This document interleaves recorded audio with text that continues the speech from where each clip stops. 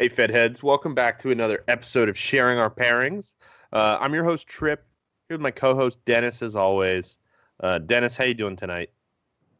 What's up, homie? I'm pumped, man. I'm really excited about this special sauce we got tonight.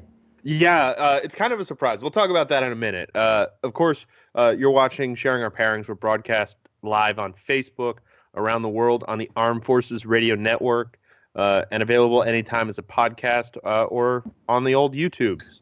Brought to you, Good of old course, by YouTubes. CigarFederation.com. So let's talk about the cigar first. So we're doing a pairing, and I reached out to our contact at the company that makes this cigar, and they were like, "Yeah, you can't tell anybody what that is." So I Which was don't always know fun. whether. Yeah, so it's a cigar that came from ProCigar, so it's out there, and consumers have it. But I suspect the name that they gave it is actually a fake name. But the blend itself is an upcoming blend. All we're allowed to tell you is that it's an upcoming Partagas blend. I'm guessing we're going to find out about it in the coming months, maybe at IPCPR, but probably before that, because this is of course, from General Cigar, and they tend to announce stuff before the show and then really show it off at the show. So I think we're going to find out what this is within the next month or two, I hope. But for now, it's kind of a mystery cigar. We know barely anything about the blend that we're not allowed to tell you, but it's not enough information to know what it's going to taste like or anything. But we're going to smoke it. We're going to pair it with some stuff and see how it is. And then I'm really looking forward to finding out what it is someday. I'm dying, man. I'm so excited, and it just tastes fantastic so far. It's only been a couple of minutes. It's just so good. We thought about substituting the cigar out, but decided why not? We'll smoke something that's kind of a mystery. Like that's kind of fun. I like it. So of course we're going to be pairing it with a couple of different drinks and beverages here. First, let's talk about what the cigar tastes like. What do you think, Dennis? I always refer to you first so that I can kind of get it in my head and figure it out. I'm getting tons of cocoa on this thing, man, and lots of leather. But that tanned leather, the freshly tanned leather, that's got that sort of almost like a bite, like a leathery bite.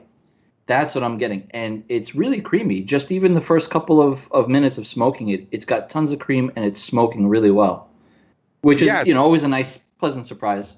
Yeah, it's got some I'm really surprised with. I mean, obviously we're going in a little bit blind with this one, but I'm really surprised with a Partagas that it's got a little bit of kind of everything. Like I taste leather. It started off with more spice than it has now. I'm about an inch in, and actually, while I'm talking about this, I'm going to try to show you guys the wrapper. Like the construction on this thing, it's pretty sexy. Is really impressive. Like I would not be surprised if this was like a $15 cigar plus. Definitely. Because it's got kind of that like super straight sides. The wrapper is so flat. There's no like seams or bumps or anything or soft spots. There's a lot of attention to detail with the construction on this one.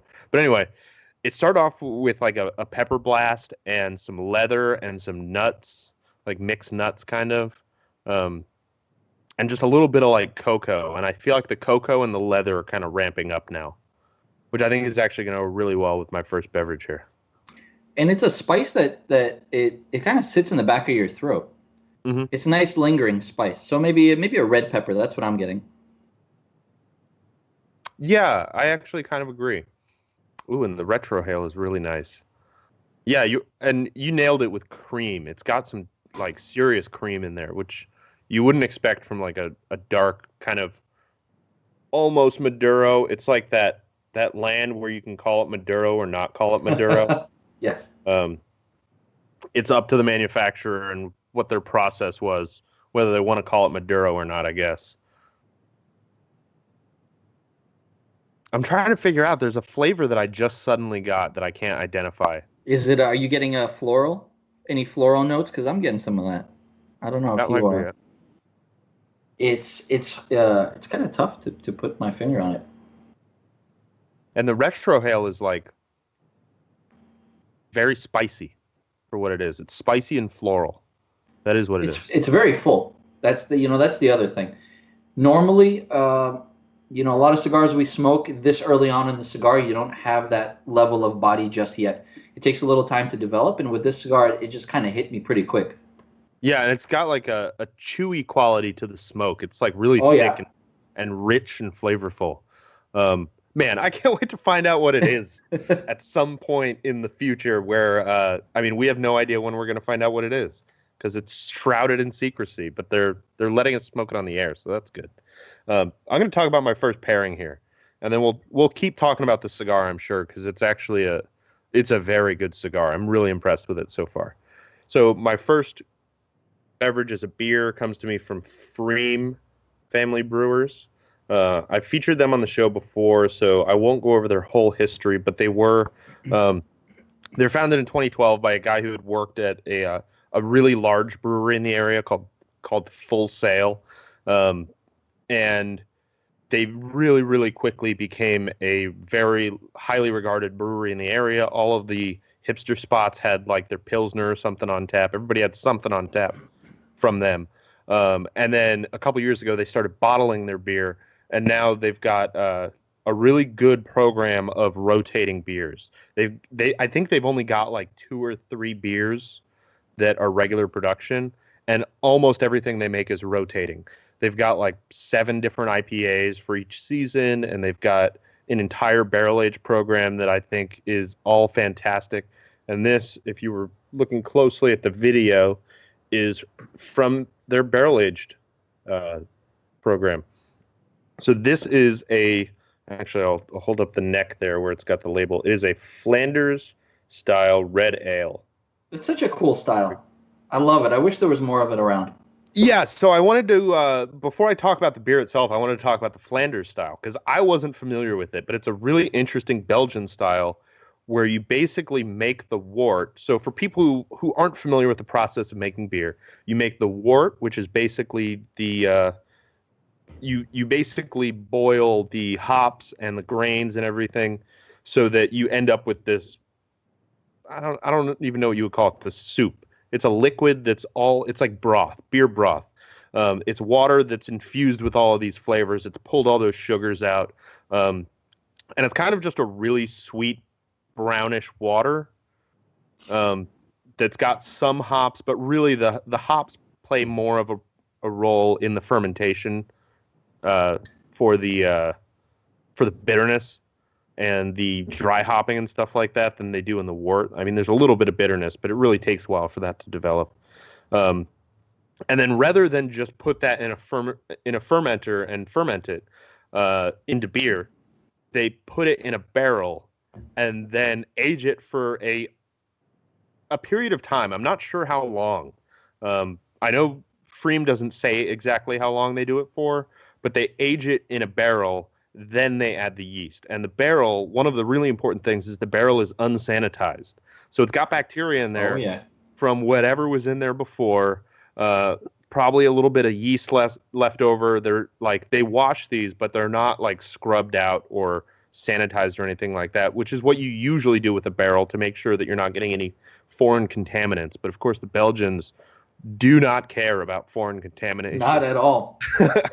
um, and so you end up with a little bit more of the barrel character than you would expect. So this is a Flanders style red ale. So let me find the description here. It's brewed in the traditional method with Munich and caramel malts, then aged in a large unsterilized wooden barrel. Then they add wild yeast and acid-producing bacteria, like in this case, it's lactobacillus and Brettanomyces actually. Yeah, Uh, they started Brettanomyces. recent years. They started really using a lot of both. They do a nice blend of both. I think when I guess the old classic styles really used mostly lacto.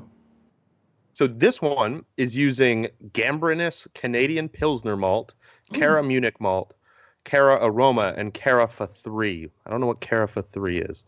Um, and then they're also using Hallertau Tradition hops. And then the yeasts that they're using are Belgian ale yeast, Brettanomyces, and Lactobacillus. And they age all of that together for 18 months in French oak Pinot Noir barrels. So this clocks in at a measly 9 IBUs.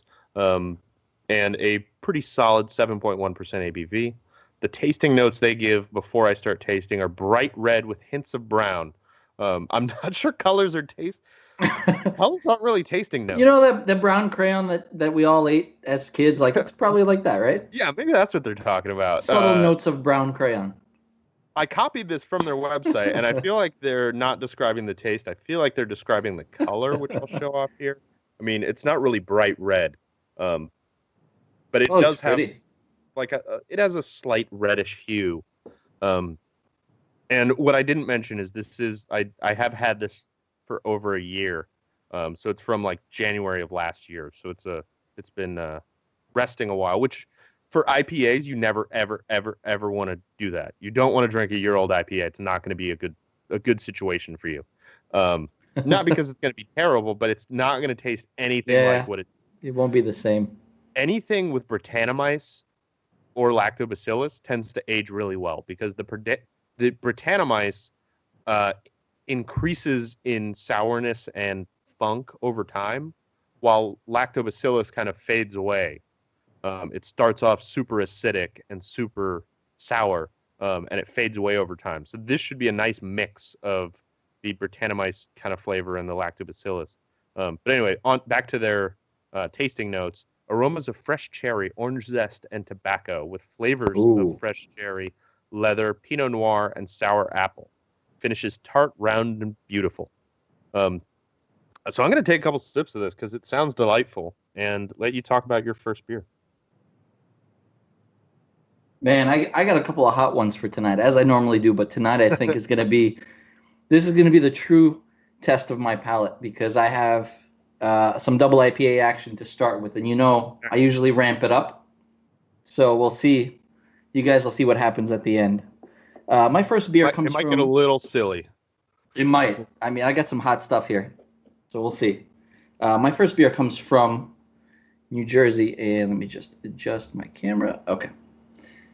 Kind of a cool label. Comes from Bolero Snort out in New Jersey, and these guys actually brew out of Dallastown, Pennsylvania, and it's Windridge Brewing Company out there that makes all the beers for them. They do the recipes, and kind of the gypsy style where Windridge will produce the beers and can them, and then Bolero Snort will go out and distribute them. So this beer is called Crooked Labels Double IPA. My camera's out of focus. See if I get it back. There it is. It happens. Your camera is just it's always a little beers wonky. Ahead of you. You know what? That's a good way to put it. I think so. It's kind of cool. Let me read you the kind of the description that they have for it. It's an occasional release beer, so you can get it. Every couple of months they'll make it. They say, paying homage to the many, many, many hand-labeled bottles and cans that we've managed to apply in a less than uniform manner, sticky, resinous, and dripping with ripe mango, tangerine, and orange marmalade, or marmalade, however you want to pronounce it. Marmalade? Well, it's Flula. Flula Borg likes to say marmalade. Oh, okay. I'm a big fan of Flula. A jar. That whole thing, the rant he had in the car about his jar. I must have missed that one. It's great. Oh, that one. Yes, I do remember that. The door is not a jar. Yeah. I love that guy. He's great.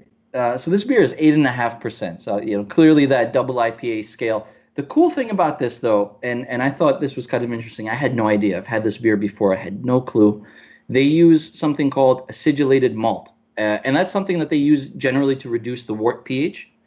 You end up getting a better mash, a more stable and intense fermentation, and it kind of helps improve some of the flavors at the cost of producing a slightly lighter beer than normal, which is fine, of course. But I'm a really big fan of light double IPAs. Oh, I love them. Like super malt forward.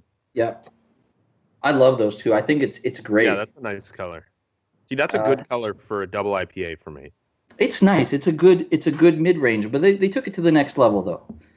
They use that, and then they go in and they throw in a bunch of different types of malts. They use Pilsner, wheat, Vienna, and then this acidulated malt. And then they threw in 007 hops, which is the golden hop, I guess. I've never really seen it, I don't think. Maybe I've crossed it once or twice. But it's kind of funky, and I'm wondering if that's some of the tangerine, where the tangerine flavors are coming out of. And man, it's great. It really is super mango. I'd say even papaya, but it's a really thick starting beer as my first pairing, and it's kind of fitting nicely with the creaminess of the cigar. Nice. How's your first pairing? I'll talk about that in a second. Don Bleeker is watching. He missed the first couple minutes and wants to know what we're smoking. Don, we are smoking a mystery. So this is a cigar from Partagas that we got at ProCigar 2018. But when I reached out to ask for the blend details so that we would have everything up to date, our contact said that is an unreleased blend. All you can say is that it's an unreleased blend from Partagas. And they're not releasing any more details from that. Or it's an upcoming blend. So this is something that we're going to be able to buy and smoke as much as we want of. But for now, it's a secret, and even we have no idea what we're smoking, which is kind of fun. I think that's an interesting way to do an episode. And it's got it's got so much character, and again, I talked about the construction before. Look how well rolled that wrapper is. It's a gorgeous cigar, which I'm really surprised by because, to be honest, I don't expect that out of Partagas. Partagas I expect to be a solid $8 cigar that's going to be good every time, but it's not going to blow your mind. And this I feel like is closer to their high-end offerings that they've done before, like the Partagas 150 and stuff like that. The $16, $20 Partagas. Don, it's got a nice oily wrapper, and we can't say what country the wrapper is from, but I think you'd be surprised. Very surprised, yeah. So far this is a fantastic cigar. I'm really, really surprised by it. I was gonna say it's almost like a Partagas plus. There's that little bit extra edge to it that is surprising. It's a pleasant surprise to see from a Partagas cigar. Yeah, it's very nice. So the interesting thing about this pairing, when you smell it, it reminds me of the rosé that I had last week. Oh, really? You smell the Pinot Noir for sure. And then there's you can actually smell a little bit of the yeast and that kind of Belgian style. And I'm not sure if it's that I'm smoking a cigar, but there really is you can smell a little bit of tobacco in there. Do you notice old dried tobacco? Do you notice a dryness from both from the barrel and I guess from some of the yeast elements? It's surprisingly sweet, actually. Oh wow, okay.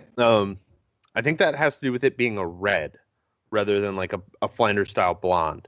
Because reds, they're very malt forward, and it really covers up the malt a lot. It's a lot drier than I would expect a red ale to be. But it's definitely got a sweetness there. And when you taste it, it's all sweet and sour cherries. Not sweet and sour like Chinese food, but sweet cherries and sour cherries together. If you've ever had I'm trying to think of what the word for it is, like a maraschino cherry that's made with a sour cherry. Maraschino cherry that's been left out in a field for a couple of months to ferment naturally. Not quite. More like a Luxardo cherry kind of. Oh, okay, yeah. That really intense sweetness, but it's also really sour. And I'm really surprised by how much Pinot Noir is in this. With my eyes closed, I might think this was some weird sparkling wine. It's got enough of the influence from the barrel that it really comes out. And we're a couple minutes late, but we're going to take a quick break for one of our sponsors, and then we'll be right back with more pairings. brought to you by Gurkha Cigars. Gurkha Cigars, makers of the world's finest cigars. Try the 93 rated Heritage featuring Rosado, Ecuadorian Habano wrapper, Nicaraguan binder, and Dominican, Pennsylvania, and Nicaraguan fillers. Blended by Gurkha's blending team at American Caribbean Cigars, it is hand-rolled Nicaraguan, available in 35-count boxes. Talk to your local B&M about the Heritage today, or talk to them about other fine Gurkha cigars. Whatever your taste preference is, Gurkha has a cigar that's right for you.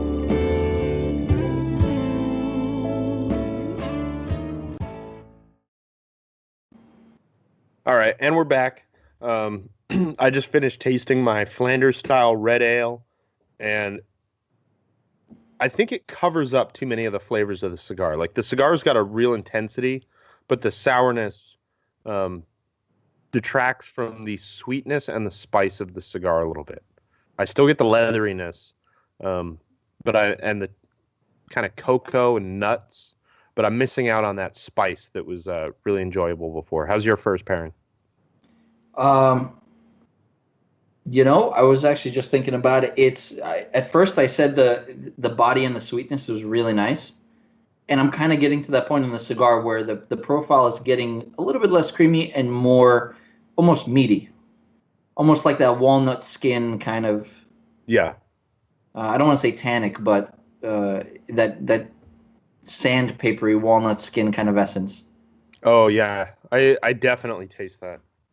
And so that's kind of changed a little bit the way that the cigar, or the beer rather, is jiving. It's still great though, still getting tons of mango on there. Nice. I'm going to talk about my next pairing here. My next pairing is one that I've had on the show before, but it's been a little bit since I've had it. And I actually got some good notes this time. I got the story behind it, kind of. So this is nice. Johnnie Walker, the Explorers Club, the Spice Road. If you're unfamiliar, the Spice Road or the Explorers Club collection, all of them are exclusives to duty-free shops around the world.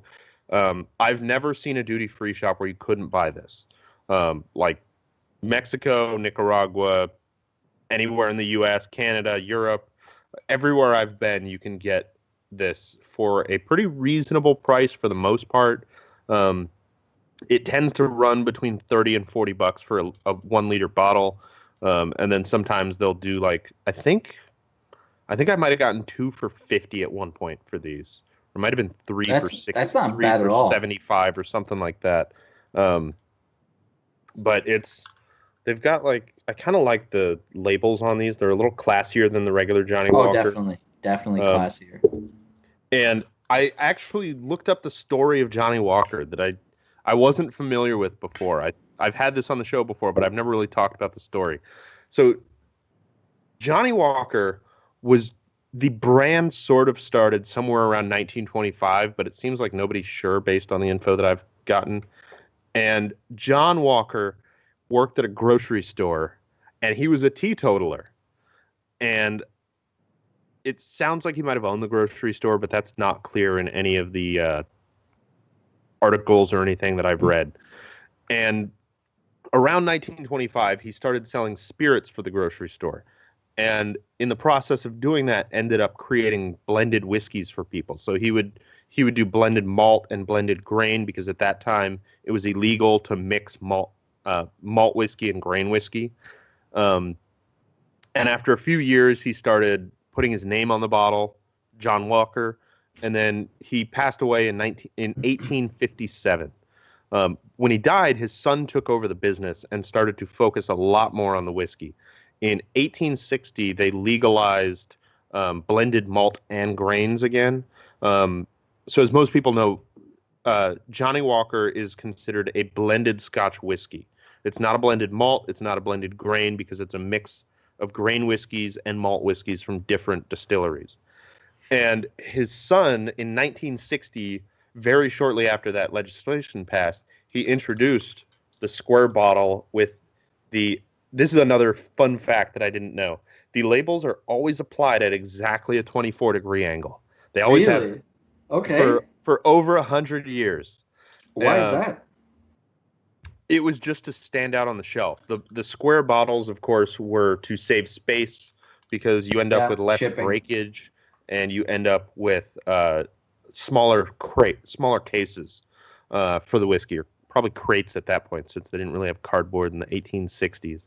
And that's when it really started to turn into a brand, and they were called Johnny Walker and stuff. And in the years after that, they made a bunch of different blends. They've had a bunch of changes. They've owned distilleries.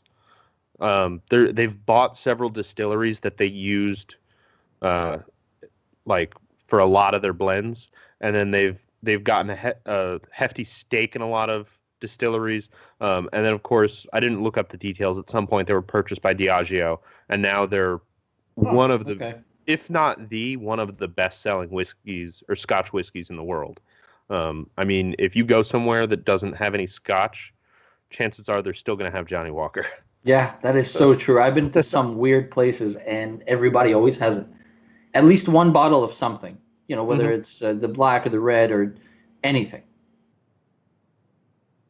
So now on to the Spice Road version. There's not a lot of details on it. They don't really give too much in the way of, like, this is how it's different from the red and the black and all the others. My suspicion, based on the taste, I think it's kind of a twist on the red. That's a wholly positive change, because I think the red is kind of bad. I like the red is just a rough whiskey, and not a good example of Scotch, in my opinion. This reminds me a little bit of the flavors in the red, but none of those bad flavors that come along with it. None of that roughness. And it's named the Spice Road after a trading route that went between Southeast Asia and Spain. Just because all the Explorers Club versions are named after some route from the late 1800s, mid 1800s, when they were doing a lot of trading on boats. So I'm going to take a couple sips of my Johnny Walker, find out what your next pairing is. So my next pairing is another offering from the New York City tri-state area from Single Cut Beersmith, or Beersmiths, I should say. And this is something that I think is locals covet it. If you're a beer guy, you love this. This is a double IPA, 8.6%. And let's see if I can get you a shot. So, softly spoken magic spells. It's really very kind of funky double IPA with these super intense, almost, I've said papaya before, but this one is very strong forward papaya, tangerine. It's 131 IBU. So, wow, you know, formidable, really formidable. Literally off the charts. It is off the charts. It's insane. And, you know, 8.6%, it's another heater for a double IPA. Pretty light in color, too. You're getting some glare off of that, but, you know, very light colored. But as soon as you take a sip of it, it's got this really intense, thick body to it. And, you know, the hops, I couldn't find what hops they used for this, but I can tell you for sure, Mosaic is definitely a huge, like, I've had a lot of Mosaic hop beers. I definitely know Mosaic is in this. Mosaic is one of those hops that once you know what it tastes like, you can pick it out of a lineup. Anywhere. You could throw that into coffee, and I'll tell you exactly it's Mosaic. Kind of like Citra. Citra's very similar in that way. Citra's very big as well. Super identifiable. It's kind of like if there's a leaf of Pennsylvania broadleaf in a cigar, you can always taste that Pennsylvania broadleaf. You can definitely pick it out. And so there's something else in here that's giving it this really intense, like, dankness, sticky hop dankness. The resins stay on your palate. They stay on your tongue afterward. And it's a little bit weird. I'm not sure if it's a cigar or if it's this particular can of beer that I've had sitting around for a little bit. It tastes like onion bagels. If that makes any sense. The craziest thing I've ever heard. I've like, never literally tasted an IPA that's anything like onions. And I'm willing to put money down on it. I can do a blind taste test with anybody who wants. Come down to New York, we'll do it. It tastes like onion bagels, man. It's insane. Like a New York, New York in Manhattan toasted onion bagel with cream cheese. It's insane. I don't know if it's the cigar playing off of the beer and the hops, or it's pretty groovy though. I've had a lot of this beer over the last year, and it's just phenomenal. If you're a double IPA guy. Yeah, and I'm reaching the midway point of this cigar. I lit this up, like, this is a big cigar, so I can say how big it is. So it's 7 by 52. I'm reaching the halfway point, and it's starting to ramp back up again. Yeah. Which is interesting. And Steve Christopher wants to know when they're releasing these cigars. We have no idea. We don't know what it is. We don't know anything about it. All we know is that we have them, and that we like them, and we have to suffer now. We have to wait. I'm guessing, like, I would assume the way that generally does things, is that they almost never release anything in an off time of the year. So basically, they announce everything leading up to IPCPR, and then pretty much everything is out within a couple months from IPCPR. They're very scheduled that way. So I think I would be really confident in saying this is something we might see before IPCPR, but we're definitely going to see at IPCPR. And then we'll probably release sometime before the end of the year, if not during, just before, right after IPCPR. I really hope as soon as possible. I'm loving this cigar. Yeah, I'm really enjoying it. Like, I wouldn't smoke this size all the time. But if I could get it in like a Robusto or a Corona, I could see myself smoking a lot of these. Easily. Same here. And I forgot to think about my Spice Road too much during that, so I'm going to take a couple more noses and a couple more sips. So one of the really interesting things about this one is there's a hint of smoke. There's barely any like peat smoke in this, but there's a hint. Like I would guess they added either a little bit of Cahuilla or a little bit of like Ardbeg into it. Really? It's just got a tiny bit of that smoke, but it's mostly like baking spices, cinnamon, nutmeg. There's a little bit of like a ginger kind of bite, like a spice on the palate, and then it finishes a little bit rough, which in a good way. Like, you know, it leaves like that lingering spiciness on your palate, kind of like a peppery cigar does. It's not harsh, but it's a spicy finish. That sounds pretty good. Don Bleeker says more like an Irish whiskey. Personally, I don't have a lot of experience with Irish whiskey. Like most of my experiences with the Jameson kind of stuff, which I'm just not a big fan of. It's overly sour to me. Like I get a lot of sour apple kind of flavor from it that I really don't like. I think this is too intense to be something like an Irish whiskey. It's not light bodied or anything like that. It's just got that touch of smoke, but then a lot of sweetness and a lot of spice, both baking spice and a little bit of like a peppery, gingery kind of spice. Yeah, blends are tough, you know, especially if you're a single malt guy. Jumping into a blend, you're either going to love it or probably you're not going to like it at all. You know, most people, when you talk about blended whiskeys, they're very divided. Yeah, in my opinion, blended scotches get kind of a bad rap. They do. Definitely. A lot of people think a blended scotch is inferior to a single malt, which it's different, but it's not necessarily a bad thing. The problem is a lot of the blended scotches that people have access to are subpar. They're blending a lot of grain whiskey. They're going more for a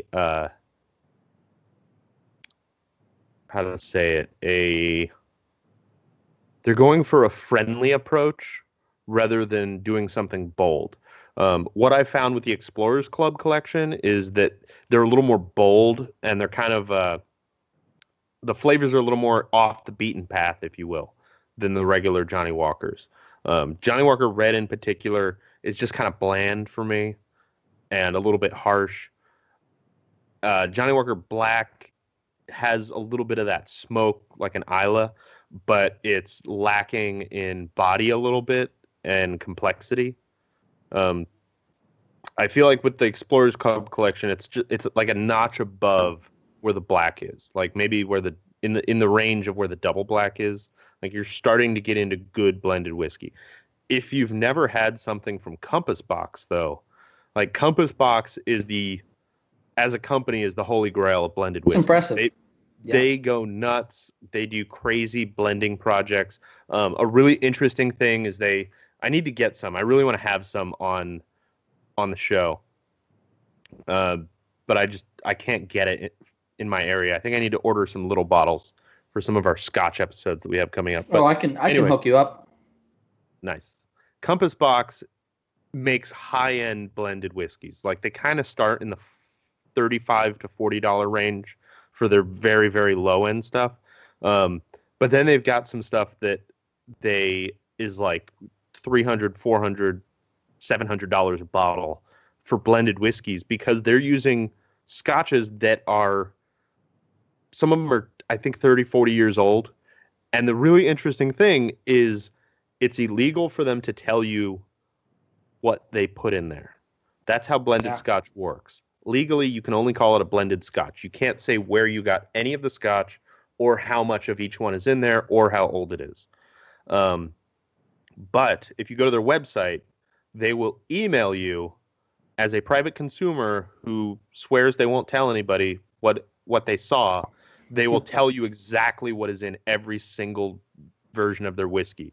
They'll tell you it's 25% this, it's this amount of years old from this distillery, finished in this kind of barrel.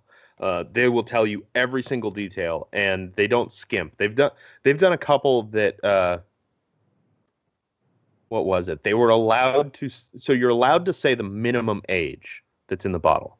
So they made, I think it's called This Is Not a 3-Year Whiskey, or Not 3-Year Whiskey, or something like that. They did 1% 3-year whiskey, and everything else is over 21 years old.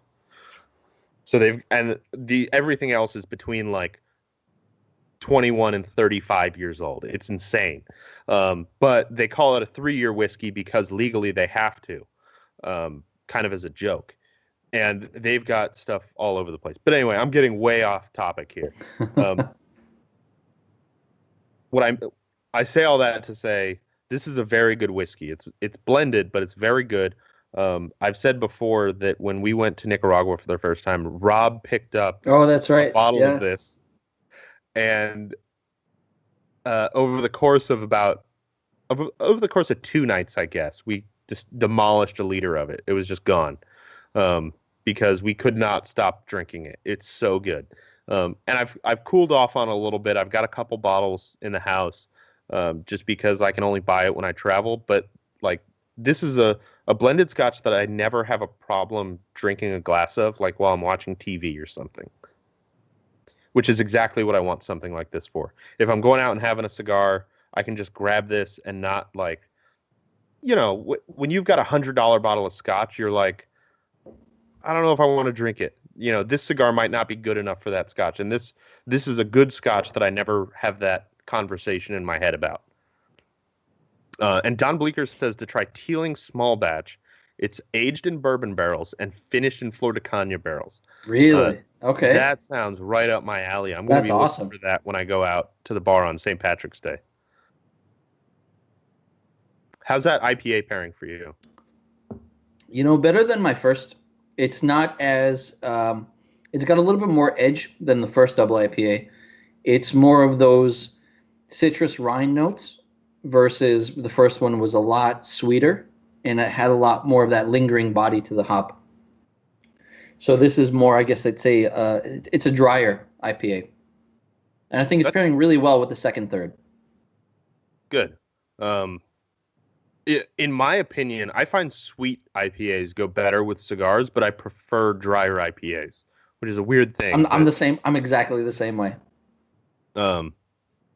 Drier IPAs tend to have like that astringency from the hops where they kind of like shock your palate. Oh, I love that. And then you can't taste the cigar as much, which is my problem.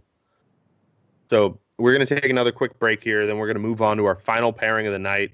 We'll be right back. This show is sponsored by Cigar Oasis. Don't spend all your time worrying about your cigar wrappers cracking, splitting, or falling apart from humidity fluctuation issues. Set it and forget it by choosing Cigar Oasis, a professional solution which provides equal distribution of humidity with precise electronic controls. Monitor your cigars through the internet using the Smart Humidor Wi-Fi attachment. Why don't you spend all your time enjoying your cigars and relaxing, and let Cigar Oasis protect your cigars? Cigar Oasis has solutions for any humidor. Make sure you set it and forget it today.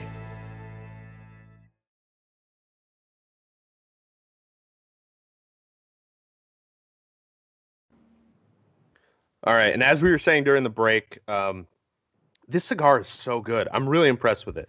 It's getting a little more like the body is ramping up a little bit.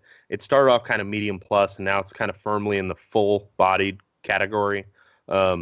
And the spice is ramping up, and so is the nuttiness. So I was saying that it reminds me of like dried like almond shells or almond skins maybe with peanut butter. Like it's got that creaminess, but that nuttiness, and then a hefty dose of black pepper to back it up. Yeah, that pepper is really sticking strong still. Mm-hmm. I'm really impressed. And I'm going to talk about my final pairing here. So my final pairing comes to me from Elijah Craig. Oh, always so good. It is, and this is a special one because this, let me get it in focus there, is a barrel that was selected for Saints and Sinners. Oh, you lucky bastard. Yeah, I managed to get in, like, if you're not in Saints and Sinners, you're not going to know what we're talking about because this is a thing they do only for the members, but they release single barrel bottles, and this one was like a surprise one where nobody knew when it was coming, and suddenly they just emailed everybody and said, hey, it's out. Buy it as fast as you can, and I managed to score a bottle. I missed it. out of four that I've tried to get, I've missed out on three of them, and this is the first one I've gotten to try. And a very strange thing about this is it says barrel number 3 on it, but there's no other information. There's no information on how old it is or anything, which makes me wonder if this is after the 8 to 12-year-old barrels have been vatted a little bit, and they haven't done the final vatting, but it's bottled at the same proof that the production stuff is bottled at. And they don't tell you how old the barrel is, which leads me to believe that either they cut it with water after it leaves the barrel, or they actually have vatted it already and cut it and are doing like a finishing barrel. But the problem is I'm not sure. There's no details on it. A really weird thing is it's got, apparently all bottles of Elijah Craig small batch have it. It's got a serial number right there. And you can't, like, with most luxury goods that come with the serial number, like cigars and stuff like that, you can look up what that serial number means. Like I was hoping that it would tell me what barrel this came from or something like that. But they don't have any way to look that up. So I don't know why they even put serial numbers on it. I bet if you contacted them, you probably could find out. Maybe I should have done that in the days before this, but maybe next time I'll have that information. But this is a single bottling or a single barrel bottling that the guys from Saints and Sinners. So I'm not sure who exactly did the selection, but I'm guessing it was Pete and probably Casper. Some of the, Pete Johnson, Casper Johnson, who are unrelated. But man, Casper Johnson left the cigar industry this week, which makes me feel a little bit sad. And I can't stop getting off on tangents here, but I'm going to take a couple sips of my Elijah Craig. And actually, before I do that, I did want to talk. I took notes. Man, I don't even feel like I'm not even like getting in my head or anything from the alcohol. I'm just like, I got off on a tangent and now I can't get back. So Elijah Craig, the reason it's called Elijah Craig is actually really interesting because Elijah Craig is very controversially credited as the father of bourbon. So most people say that in the mid 1800s is when when bourbon was really started. And Elijah Craig died in 1808, but somewhere in the late 1700s, early 1800s, he discovered, according to legend, that putting his moonshine into a barrel that had been charred on the inside made it taste way better. And he's credited as the person who discovered that, but it's very hotly contested. Many people say that it didn't actually come in to, like, that didn't start happening until 20 or 30 years after he died. So nobody knows the real story behind that. But the thing that makes me think of is I want to know what Scotch tasted like before they had bourbon barrels to put it in, because like 99% of Scotches are aged in ex-bourbon barrels these days. And I'm just curious what it tasted like before bourbon barrels existed. But I'm going to take a couple sips of my Elijah Craig, see how that pairs with the Partagas mystery cigar. And I bet it's going to be awesome.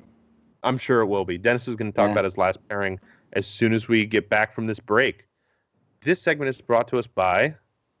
Who's it brought to us by? There we go. Drew Steak, guys. They good. I got to show this off, too. Oh, there you go. Get some... Dude, go on Safari, get some stuff painted. Check out their app. Go on the Drew Diplomat app. The Drew Diplomat app, it can tell you where the closest place you can get Drew Estate cigars is. And depending on which line you want, they can actually tell you which store, which level of store it is. So you can find the nearest gas station for your acid C notes, I think they're called, those ones in the little pouches.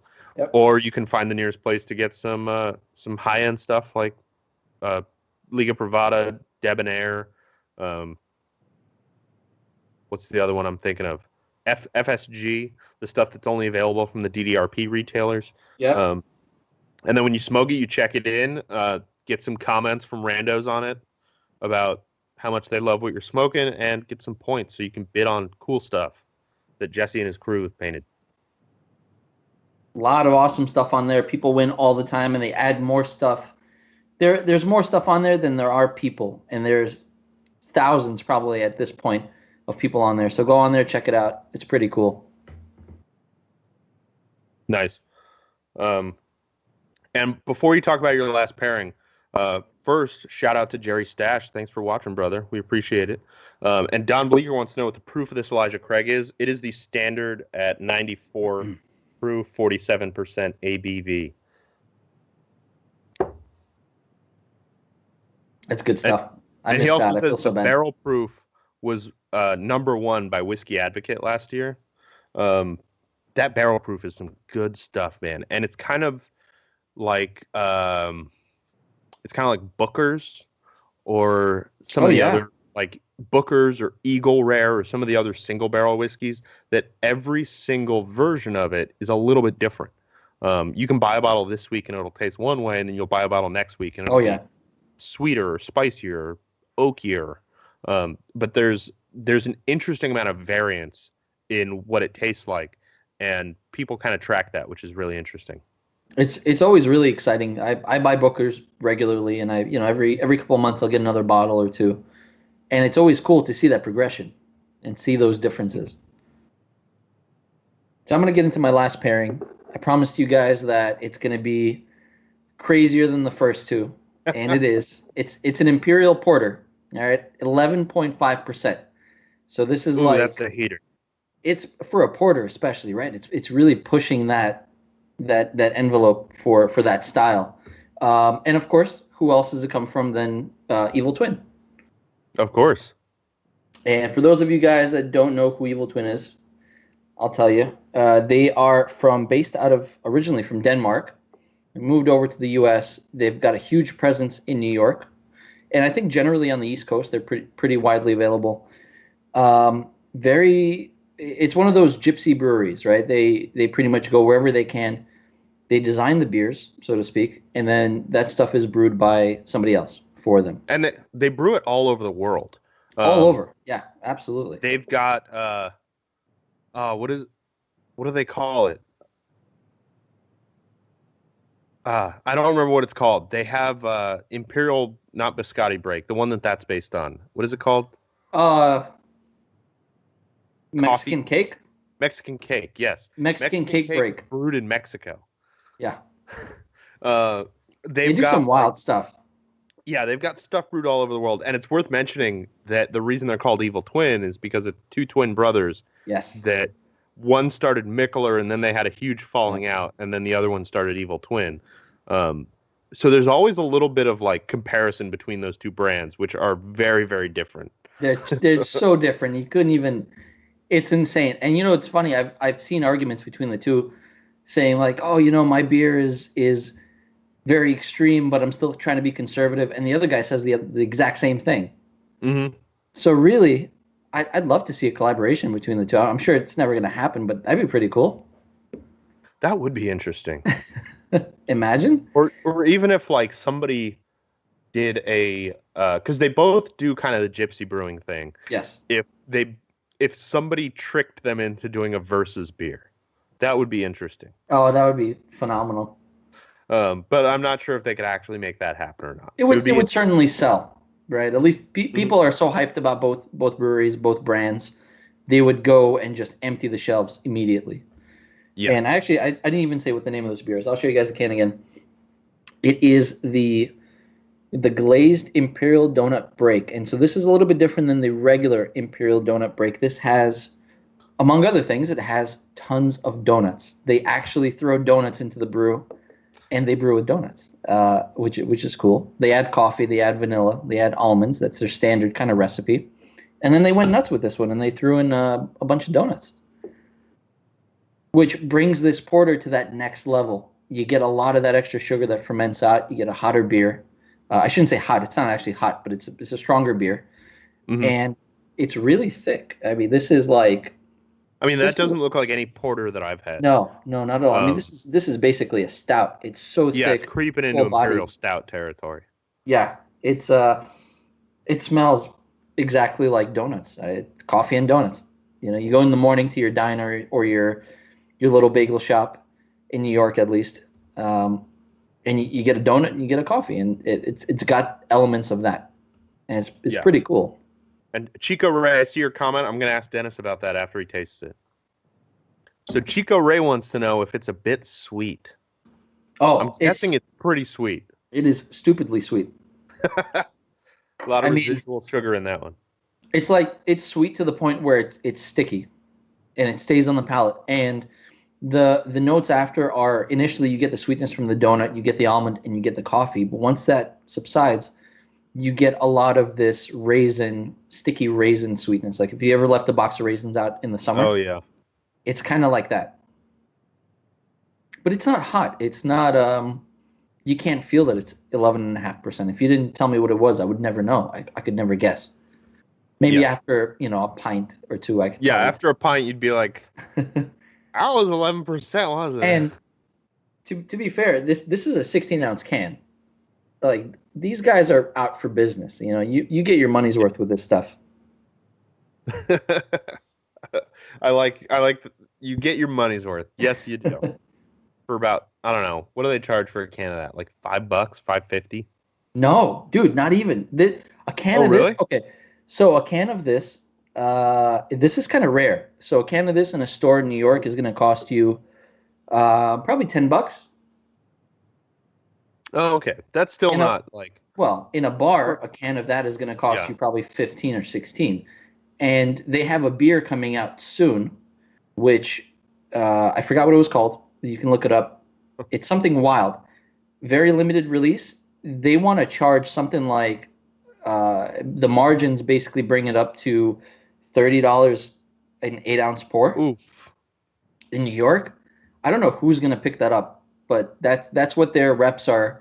I'm kind of in the rep underground in New York a little bit, and I've heard some things behind the walls. I'd buy it. I'd be happy to try it just once, but I don't know if bars are going to pick up on it. It's a lot. I'd try it, but that sounds... It's as a bar, as a business, it's also tough to sell a beer like that, no matter how rare or how good. Dude, Heady Topper is still like a $10 can in New York whenever you can find it. Yeah, but a lot of that is people just charging because it's Heady Topper, right? Well, Heady Topper actually has very strict rules on the sale of their cans. Who gets it, first of all, but also how you sell. If I go into a bar in New York and I buy Heady Topper, I can't leave with that can. I have to consume it on premise. Oh. And they check for that. And if you mess around with that a little bit, you lose your kind of privilege to get Heady Topper in the future. Wow. And Focal Banger and all the other stuff that they produce. Yeah. Which is crazy. But I get it. That's crazy. From the limited perspective, it's understandable. People are so wild about that. Yeah, you have people buying cases of it from the bar for $25 a can. Oh yeah. Man, this Elijah Craig is fantastic. I mean, Elijah Craig small batch is always good. I've never had, like, even since they took the age statement off, it's lost a little. It's changed. It hasn't necessarily lost anything, but it's changed. I find it's a little more rounded now, a little less spicy, a little more sweet. This reminds me of the Elijah Craig 12 that used to exist. It's hot. I mean, honestly, I wouldn't be surprised if this was over 94 proof, because it's hot and it's got that like belly warming kind of hotness where like you feel it coming down. I love that. But it's just such a good bourbon. It's got everything you want in a bourbon. It's got vanilla and like I always try to think of how to describe the sweetness of bourbon. It's not easy. Because it's not you like can say molasses. toffee caramel. I mean, but it's still, even that doesn't do it justice.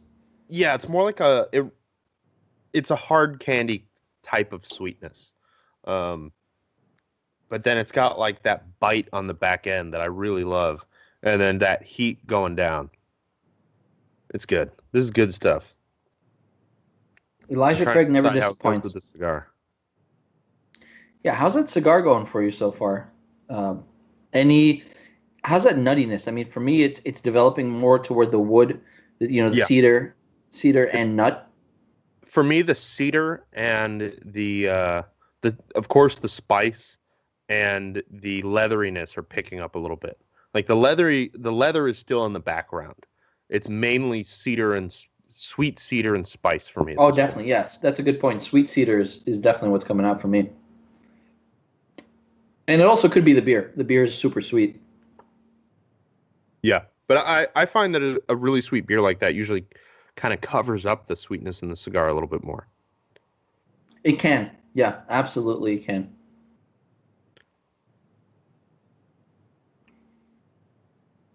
I'm trying to dissect the flavors of the cigar a little bit more. Because I can't overstate how surprised I am by how good this cigar is. Yeah, it's got so phenomenal. much flavor. I want to know what it is so badly now. I just hope it's not going to be a limited release of some kind. Or I hope there won't be a massive fire sale. Yeah. There's a dry component that I'm having trouble picking out that I can't figure out. I need to refresh with some water. It's not nutmeg, is it? You know, that might be it might be like nutmeg or cinnamon. Oh, that's what it is. It's cinnamon. Like if you put cinnamon on top of your coffee, like a latte with cinnamon. Yeah, it's like that mouth-drying kind of cinnamon flavor. If there's one bad thing I can say about this cigar, it's that I feel like it dries my palate out a little bit. It is a little bit drying, yeah. That may be a result of the intensity. I find sometimes if you're getting really intense flavors, they end up drying your palate out a little bit. Yeah. Yeah, I get the same. Man, guys, I can't wait to figure out what this cigar is because I want some more of them. And I feel like this is a cigar we need to review because it's got like that. Oh, definitely. That level of complexity that I want to smoke 3 of them within the span of like a week and really figure it out and dissect it.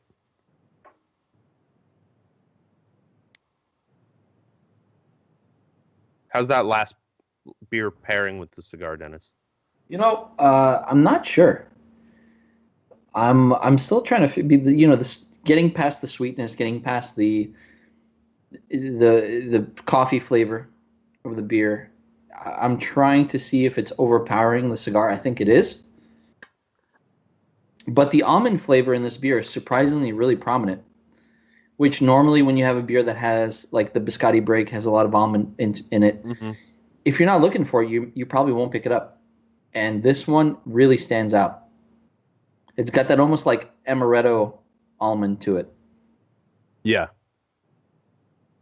It's also I'm very going back bubbly. through my pairings now. I mean, this Flanders style, it really reminds me of like a champagne kind of beer or kind of wine, where it's kind of it's sweet, but it's light in flavor and kind of has those tiny bubbles that are like champagne, and it has that palate cleansing feeling rather than being intense on the palate. I'm really glad initially I had the Explorers Club first, the Spice Road, and then the Flanders. And then after I tasted the Flanders, I decided, this was in the green room, I decided to switch them. And I'm really glad that I did that, because I feel like that's got it's just got a much lighter body than I was expecting.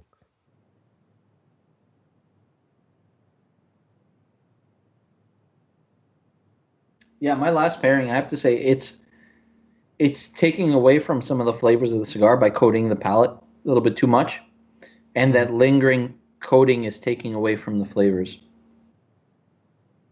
Also, it's pretty strong. Like I'm starting to feel it. And normally I'm good. 14%, 15% beers all day, no problem. And like this one is, I think it's the bubbles too, right? Yeah. Alcohol and the size of the bubbles in a beer really dictate kind of the how fast it absorbs. Yeah. And this is really, I mean, it doesn't look bubbly. It just looks like black sludge. Mm-hmm.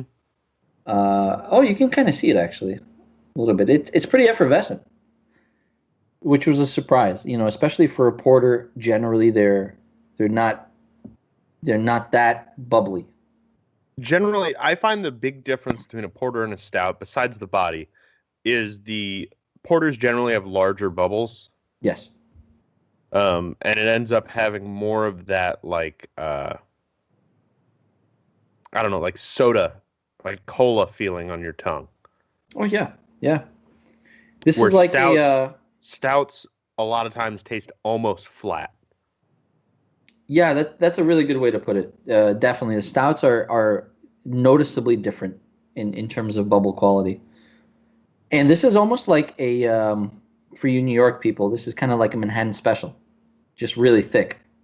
I don't know what that is. I don't know if you don't get that out there, huh? No.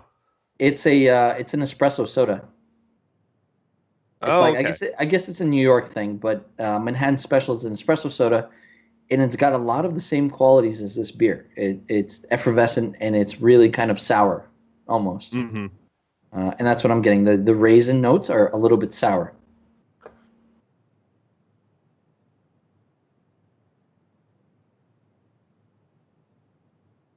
John, the cigar surgeon Reiner, says he really likes the mouthfeel of a nice effervescent porter.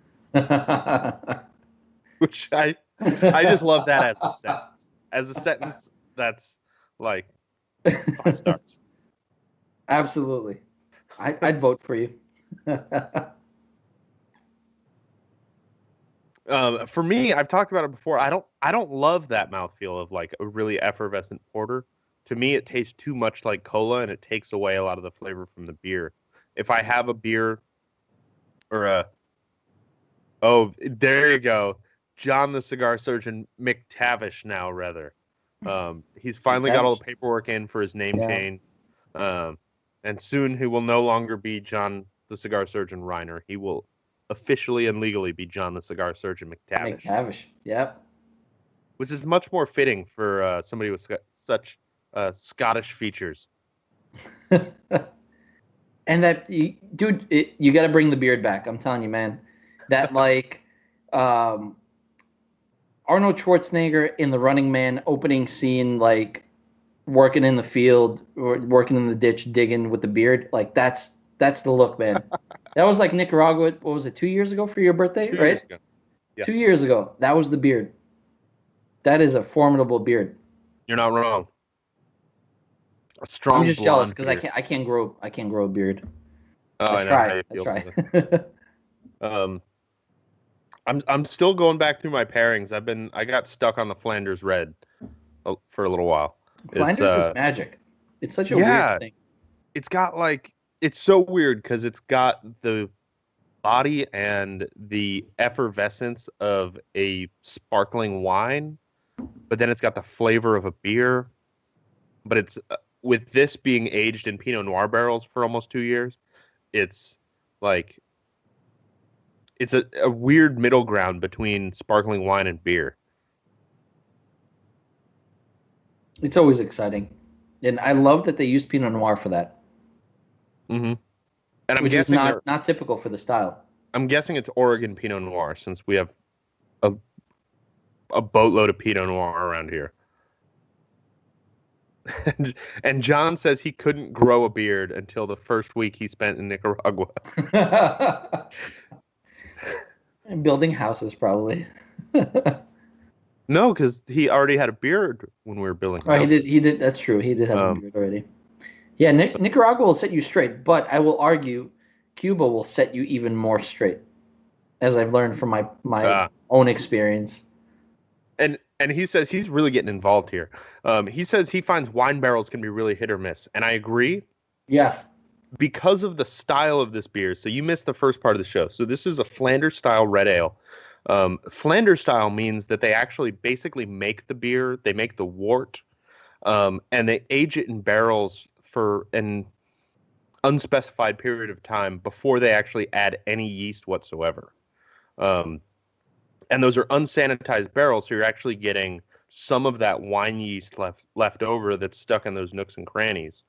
And you end up with a little bit of that like wine flavor, like you can taste the grapes, but then you also end up with some of that yeast that fermented the wine in the first place. And it's like, man, this is magic in a bottle. Flanders is great. I love that style. It's so cool. It's so different. And we had in New York, at least, we had a really big revolution. Probably now it's probably been eight or 9 years. And since that revolution, I've seen it kind of drop off a little bit. And people don't really talk about that style. But 8 or 9 years ago, everybody was talking about it. It was in every bar. Yeah. And that was like the thing that people wanted. Interesting. This is the first one I've ever even seen on the shelf. And it was interesting because I bought a bottle of it a year ago with the intention of having it on the show. And then I had it in a bar that's right down the street. And I was like, wow, this is way too intense. I can't pair this with a cigar. It's too sour. It's too fruity. And a year in the bottle has really settled it down. Like, it's got way more of a Brettanomyces kind of sourness than a Lactobacillus kind of sourness. It's not like biting on your tongue. Yeah. It's more of like the only way I can describe it is funk. Let me sneak another sip here. Lacto tends to be, for me at least, it tends to be a lot. It's very thin on the palate compared to a Brett, which is it really does stick to your palate a lot more. Yeah, that's a good way to put it. So Bretts tend to. I'm trying to think of what the sourness reminds me of.